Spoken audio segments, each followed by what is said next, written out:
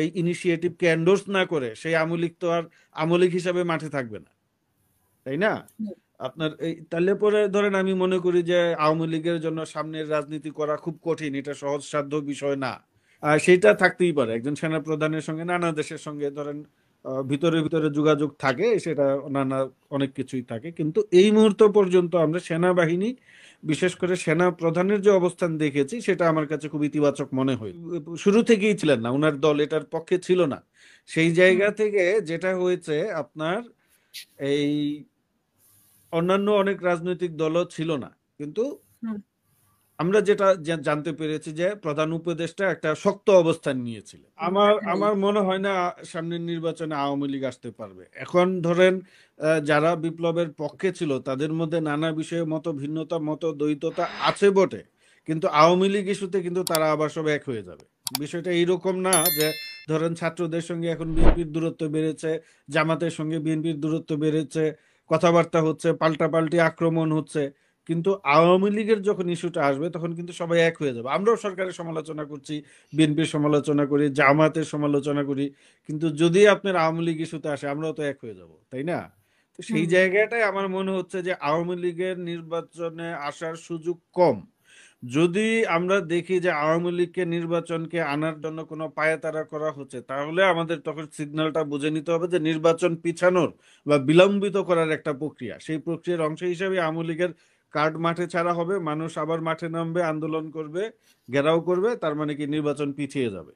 আমার কাছে মনে হচ্ছে সার্বিকভাবে আমি আওয়ামী লীগের রাজনীতি করার আর কোনো সুযোগ দেখছি না, অন্তত আগামী 15-10 বছরে, 15-10 বছরে। আমি রিপিট করলাম বিকজ কিছুদিন আগে আপনারা হয়তোবা দেখেছেন যে মানব জমিন থেকে একটা পত্রিকায় বের হয় জনতার চোখ। সেই জনতার চোখে আমাদের যে বর্ষিয়ান সাংবাদিক, অভিজ্ঞ সাংবাদিক মতি ভাই, সর্বজন শ্রদ্ধেয়, উনি একটা কিন্তু প্রতিবেদন তৈরি করেছেন এবং তার প্রতিবেদনে বেশ কিছু ইঙ্গিত আছে। সেখানে কিন্তু বলা হয়েছে যে তরুণ 7-8 জন নেতাকে দিয়ে আওয়ামী লীগ সংগঠিত হওয়ার চেষ্টা করছে। এখন আমি যতটুকু বুঝতে পারলাম এই তরুণ 7-8 জন নেতা যাদেরকে দিয়ে আওয়ামী লীগ সংগঠিত হওয়ার চেষ্টা করছে এরা শেখ পরিবারের কেউ না। এই শেখ হাসিনা না বা তার সন্তানরা না, শেখ রেহানা বা তার সন্তানরা না। এই বাইরের যারা তরুণ নেতৃত্ব আছে তারা যদি বিকল্প আওয়ামী লীগ গড়ে তোলে, এই শেখ মুজিবের পরিবারই তো সেটা মানবে না, তারাই বাধা দিবে সবার আগে। এবং তারা যদি এই এই এই ইনিশিয়েটিভকে এন্ডোর্স না করে সেই আওয়ামী লীগ তো আর আওয়ামী লীগ হিসাবে মাঠে থাকবে না, তাই না? আপনার এই তাহলে পরে ধরেন আমি মনে করি যে আওয়ামী লীগের জন্য সামনের রাজনীতি করা খুব কঠিন, এটা সহজসাধ্য বিষয় না। খুবই একটা কঠিন অবস্থায় তারা আছে, তাদেরকে ছাড়াই নির্বাচনটা হবে বলে আমি মনে করি।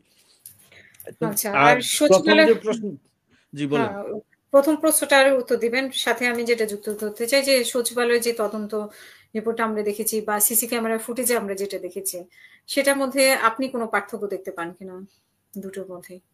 এইটা আমি, এটা তো মানে আমার কাছে কিছুটা রহস্যজনক মনে হয়েছে যে ইলেকট্রিসিটির কানেকশন লুজ থাকার কারণে একই সময়ে বা কাছাকাছি সময়ে দুই জায়গায় আপনার অগ্নিসংযোগ ঘটেছে, অগ্নিকাণ্ড ঘটেছে, এটা কেমন একটা বিস্ময়কর বিষয়। এবং সেই সচিবালয়ের তো ইলেকট্রিসিটি বা লাইনগুলো বা এগুলো তো মনে হয় একটু খোঁজখবর রাখা উচিত। তো আমার কাছে পুরো পুরো বিষয়টাই একটু রহস্যজনক মনে হচ্ছে যে এত গভীর রাতে আগুন হয়ে গেল। এবং তারা বলছেন যে খুব বেশি দায়িত্বপূর্ণ দলিল দস্তাবেজ পুড়ে নাই হুম। এই জায়গাটায়, কিন্তু যেটা আমরা তো দেখলাম যে ছাই হয়ে গেল অনেক কিছু। হ্যাঁ, এখন এই জায়গায় যেটা হয়েছে ধরেন এখানে দুইটা হাইপোথিসিস, একটা হচ্ছে যে ষড়যন্ত্রকারীরা বা দুষ্কৃতিকারীরা বা দেশি বিদেশি ষড়যন্ত্রকারীরা আগুন লাগিয়ে দিয়েছে। আর দ্বিতীয়ত হচ্ছে যে সরকারের এখন যে ভাষ্য, যে বয়ান না এটা ইলেকট্রিসিটি একটা দুর্ঘটনা। তো সেই জায়গা থেকে আমার কাছে মনে হচ্ছে যে আমরা এমন একটা রাজনৈতিক পরিস্থিতিতে উপনীত হয়েছি এবং পাশাপাশি সরকারের কিছু সিদ্ধান্ত এই সন্দেহকে আরো ঘনীভূত করেছে। আমাদের দেশে ওভারঅল মুটের উপরে যে বিষয়টা হচ্ছে আমাদের সরকারের উপর জনগণকে, আমরা জনগণ ভোট দিয়ে সরকারকে নির্বাচিত করে বটে, কিন্তু সরকারের উপর জনগণের আস্থা থাকে না। এবং সবচেয়ে বড় সমস্যা হচ্ছে যারাই জনগণের ভোটে বা যেভাবেই নির্বাচিত হন, হওয়ার পরে জনগণের পালসটা বুঝতে পারেন না, তারা ক্ষমতায় গিয়ে মনে করেন যে আমাদের মতোই জনগণ ভাবছেন। তো এই জায়গায় এই সরকার, বিপ্লবী সরকার, গণ অভ্যুত্থানের সরকার সব ঠিক আছে, কিন্তু আমরা বিভিন্ন জনগণের জায়গার দূরত্বের কথা বলছি, বিএনপির সঙ্গে ছাত্রদের দূরত্ব, ছাত্রদের সঙ্গে এর দূরত্ব, বিএনপি জামাতের দূরত্ব। আমরা যেটা বলছি না, সরকারের সঙ্গেও জনগণের দূরত্ব তৈরি হয়ে গিয়েছে কিন্তু একটা। স্যার কিন্তু তার প্রথম দফায় বলেছেন যে আমরা সরকারের সমালোচনা করছি। কেন করছি? কারণ জনগণের ধরেন নির্বাচন সংস্কারের বাইরেও কিছু কাজ আছে। কারণ আপনি কিন্তু দীর্ঘমেয়াদে ক্ষমতায় থাকছেন, আপনি কিন্তু আগের তত্ত্বাবধায়ক সরকারগুলোর মতো 3 মাসের জন্য ক্ষমতায় আসেন নাই যে জাস্ট আপনি একটা নির্বাচন দিয়ে চলে যাবেন। আপনি এখন 1.5 বছর, 18 মাস, 2 বছর, 1 বছর থাকবেন ক্ষমতায়। সেই জায়গায় কিন্তু নির্বাচন এবং সংস্কারের পাশাপাশি আপনার দৈনন্দিন জীবনের যে কিছু বিষয় আছে ওগুলো নিয়ে কিন্তু আপনাকে কাজ করতে হবে। আমরা কিন্তু সরকারের মধ্যে ওইসব বিষয়ে খুব বেশি কাজ দেখছি না। ধরেন আপনার আইন শৃঙ্খলা পরিস্থিতি, যেটা সেনাপ্রধান বলেছেন যে পুলিশের কথা উনি উল্লেখ করেছেন ওনার বক্তব্যে, তাহলে পুলিশ যেহেতু আগের অবস্থায় নেই, এখন কি হয়েছে? পুলিশের অনেক সদস্য পালিয়ে গিয়েছেন, কেউ কেউ জেলে গিয়েছেন। এই জায়গাটা আমি মনে করি সরকারের দ্রুত উদ্যোগ নিয়ে পুলিশ বাহিনীকে পুনর্গঠন করে জরুরি ভিত্তিতে তারা প্রয়োজনে যারা পূর্বে অবসর গিয়েছেন সেই অবসরপ্রাপ্ত পুলিশ কর্মকর্তাদের ফিরিয়ে আনতে পারেন। তারা কিন্তু আমি দেখেছি কিছুদিন আগে ট্রাফিক কর্মকর্তাদের ফিরিয়ে আনছেন অবসরপ্রাপ্ত। তো এই সিদ্ধান্ত নেওয়ার জন্য 5 মাস লাগে, 4 মাস লাগে, এটা তো খুব ধীরগতি সম্পন্ন একটা সরকার। তো এই কারণে কিন্তু সরকারের প্রতি জনগণের আস্থা যে আগের মতো আছে আমি সেটা বলবো না। যে কারণে আপনি ওই সচিবালয়ের যে আগুনের ঘটনাটা ঘটছে, সরকার যে ব্যাখ্যাটা দিচ্ছে এটা সত্য হয়ে থাকলেও মানুষ আমার মনে হয় না সেটা বিশ্বাস করছে। হ্যাঁ। আর আপনার যে একটা শুরুর প্রশ্ন ছিল যে আসলে কোন দিকে যাচ্ছে দেশ, স্যার বেশ কিছু ইঙ্গিতবাহী কথাবার্তা বলেছেন, কিন্তু আমার কাছে মনে হচ্ছে না যে, আমরা আশা করি যেন একটা ভালো অবস্থায় যায় নির্বাচনের দিকে। কিন্তু এর বাইরে নানা কিছু তো ধরেন রাজনীতিতে কিন্তু আপনি একদম আপনি পরম ভাবে বলে দিতে পারবেন না যে আগামীকাল এই ঘটনাটাই ঘটবে বা 1 মাস পরে এই ঘটনাটাই ঘটবে। আমরা কিছু স্পেকুলেশন করতে পারি, সেটা ভুল হতে পারে, ঠিকও হতে পারে। এটা ঠিক মানে সুনির্দিষ্ট করে বলা সম্ভব না যে আসলে ভবিষ্যতে কি ঘটবে। তবে আমার কাছে মনে হয় যে নির্বাচনটা হবে।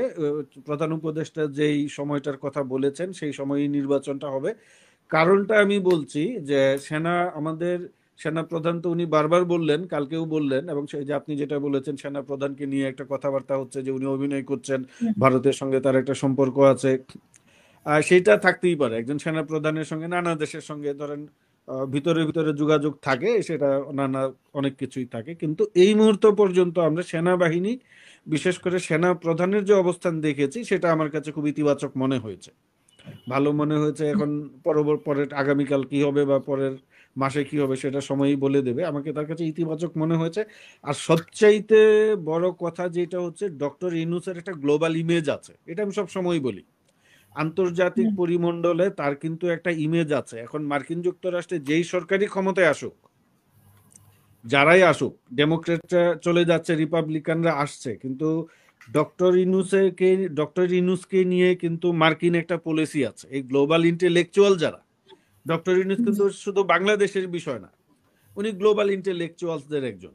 এখন এই গ্লোবাল ইন্টেলেকচুয়ালসদের নিয়ে কিন্তু মার্কিন যুক্তরাষ্ট্রের একটা নিজস্ব নীতি পলিসি আছে। ওদের সরকার চেঞ্জ হয়, নীতি পলিসির খুব একটা হেরফের হয় না। ইউরোপীয় ইউনিয়নের একটা নীতি পলিসি আছে। তো সেই জায়গা থেকে আমি মনে করি ডক্টর ইউনূস যতদিন আমাদের চিফ অ্যাডভাইজার পজিশনে আছেন, অন্য কিছু হওয়ার সুযোগ খুব কম। চেষ্টা হচ্ছে না বা হবে না বা হয় নাই সেটা বলা যাবে না, কিন্তু ডক্টর ইউনূসকে সামনে রেখে অন্য কিছু করার সুযোগ কম। তো সেই জায়গা থেকে আমি ধরেন আমি একটু আরেকটু যদি পরিষ্কার করে বলি, এই 31শে ডিসেম্বর যেই ঘোষণাপত্রটি আসার কথা ছিল সেটা নিয়ে তো ব্যাকডোরে অনেক আলাপ আলোচনা কথাবার্তা হয়েছে। শেষ পর্যন্ত কিন্তু ডক্টর ইউনূসের কারণে সেটা হতে পারে নাই, উনার এই অনর অবস্থানের কারণেই। আমরা তো শুনেছি যে তারেক রহমানের কারণে হতে পারে নাই, আবার শুনেছি যে বাইরের একটা ইয়ে ছিল, হুমকি ছিল। না, আপনি যেটা বলেছেন সেটা গণমাধ্যমের প্রতিবেদন। ধরেন বিএনপি তো শুরু থেকেই ঘোষণাপত্রের পক্ষে ছিল না। তারেক রহমান সাহেব উনি তো শুরু থেকেই ছিলেন না, উনার দল এটার পক্ষে ছিল না। সেই জায়গা থেকে যেটা হয়েছে আপনার, এই অন্যান্য অনেক রাজনৈতিক দলও ছিল না, কিন্তু আমরা যেটা জানতে পেরেছি যে প্রধান উপদেষ্টা একটা শক্ত অবস্থান নিয়েছিলেন। ওনার এই শক্ত অবস্থান নেয়ার কারণে কিন্তু বিএনপির যে অবস্থান সেটা আরো শক্তিশালী হয়েছে, সেনাবাহিনীর যে অবস্থান সেটা শক্তিশালী হয়েছে, এবং শেষ পর্যন্ত ছাত্ররা এটা ঘোষণা করতে পারেনি। এবং এর আগেও আমি আরেকটা উদাহরণ দিই, এর আগেও ছাত্ররা একবার চেষ্টা করেছিল রাষ্ট্রপতিকে সরিয়ে দিতে। হ্যাঁ, এবং দেখবেন যে সেই সময়ে কিন্তু বিএনপি প্রকাশ্যেই রাষ্ট্রপতিকে সরিয়ে দেওয়ার বিপক্ষে অবস্থান নিয়েছিল। এবং আমার ধারণা, যেটা প্রকাশ্যে আমরা কোথাও শুনিনি, সংবাদটি আসে নাই, যে সেনাবাহিনীও হয়তো বা চায় নাই যে এই মুহূর্তে প্রেসিডেন্ট সরে যাক। এবং চিফ অ্যাডভাইজারের অফিস থেকে এরকম একটা কথা বলা হয়েছিল, এবং সেটা শেষ পর্যন্ত বাস্তবায়িত হয় নাই। এবং চিফ অ্যাডভাইজারকে সামনে রেখে আমার ধারণা, আমি মনে করি যে খুব বেশি কিছু এরকম আপনার ডিস্টারবেন্স ক্রিয়েট হবে। রাজনীতিতে তো জটিলতা থাকবেই, আপনার সমস্যা থাকবেই, কিন্তু খুব বেশি আমার মনে হয় না কিছু করার সুযোগ আছে। আমি আশা করি শেষ পর্যন্ত নির্বাচনটা হয়ে যাবে। অসংখ্য ধন্যবাদ।